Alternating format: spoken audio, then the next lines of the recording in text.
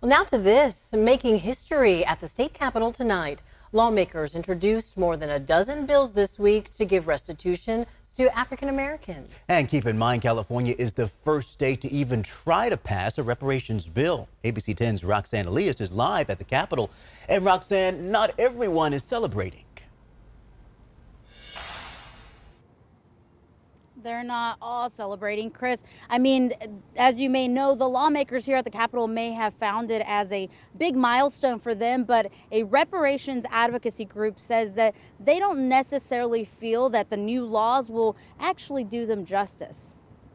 For me, this is a defining moment, not only in California history, but in American history as well. A defining moment at the state capitol as members of the Legislative Black Caucus announce 14 new bills aimed at giving reparations to Black Californian descendants of slavery. If signed into law, the bills would help increase home ownership for Black Californians, give property tax relief, expand access to training and education, and the state would have to issue a formal apology for human rights violations. But none of the proposed new laws include cash compensation. The lead organizer for the Coalition of a Just and Equitable California says it just isn't enough. We also had an announcement of legislation within the last 24 hours from the entire California Legislative Black Caucus, which unveiled about 14 different legislative ideas and proposals.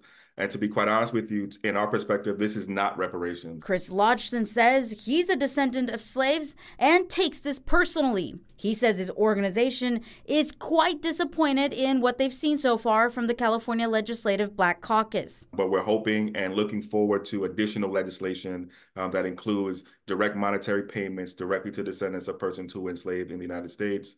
We're also looking forward to the creation of a reparations agency that will actually help people apply for reparations. I mean, we're early in this. I mean, we would all love to see cash payments, but we got to be realistic about it. And I've tried to level set since I've been on the task force.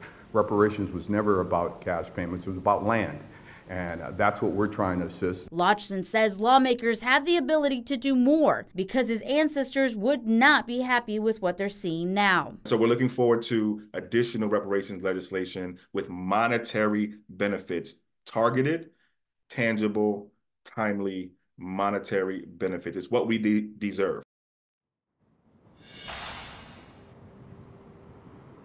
Now, lawmakers say that these measures still have an uphill battle before they can make it to a vote in both of the houses and then eventually to the governor's desk. Chris, Laura. And this all comes after that very extensive task force. You can find more information about these plans on our website, abc10.com. Roxanne, thank you.